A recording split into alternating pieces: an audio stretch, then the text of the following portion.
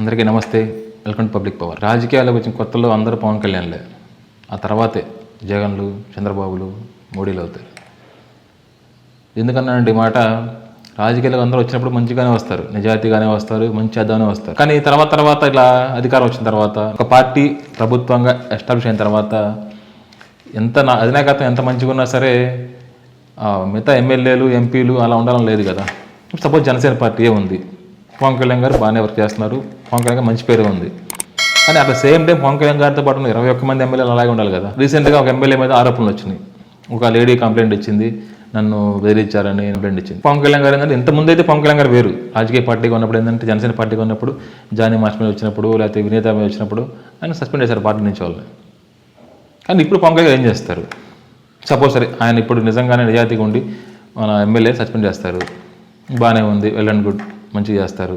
ఒక 6 నెలల తర్వాత, నెల తర్వాత, 3 నెలల తర్వాత ఒక ఇంకో ఎమ్మెల్యేనో, ఇంకో మినిస్టరో, ఇంకో ఎంపీయో, లేదా పార్టీలో ముఖ్యమైన నేతో ఇలాగే ఆ లైంగిక ఆరోపణలో, స్కామ్లో ఇరుక్కుంటారు.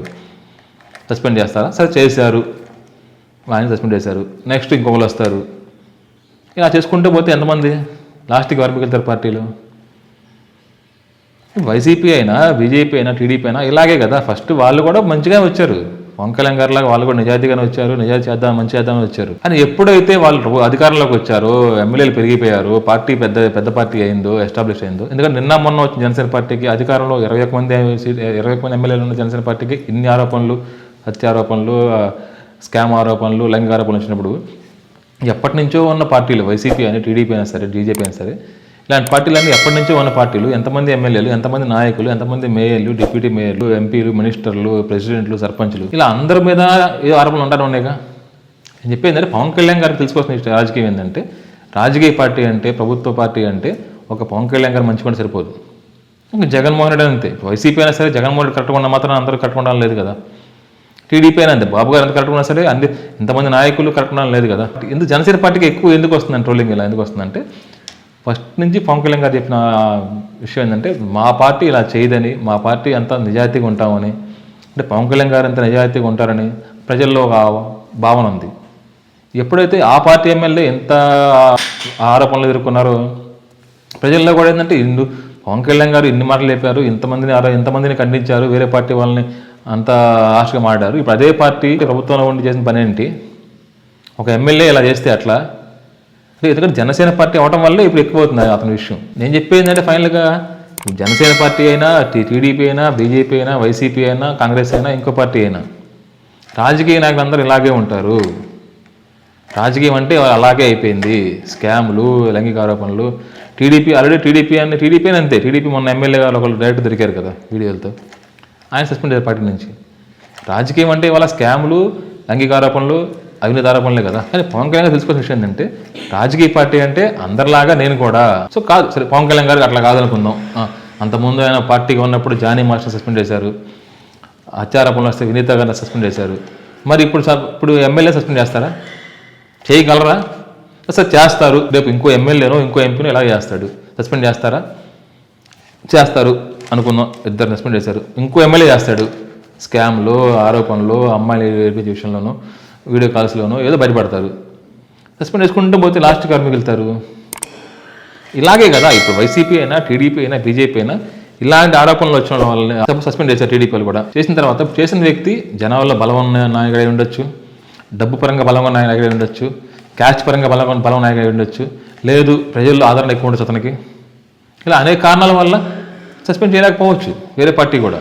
అలా చాలా కారణాల వల్ల అన్ని పార్టీలు అలా సర్దుకుపోయి, అట్లా అన్ని పార్టీలు అంతే కదా. చాలా కారణాల వల్ల, డబ్బు కారణాల వల్ల, కులం కారణం వల్ల, ఒక బలమైన నేత అవ్వడం వల్ల, ఇలా చాలా కారణాల వల్ల వాళ్ళు వదిలేస్తున్నారు చూస్తున్నట్టు.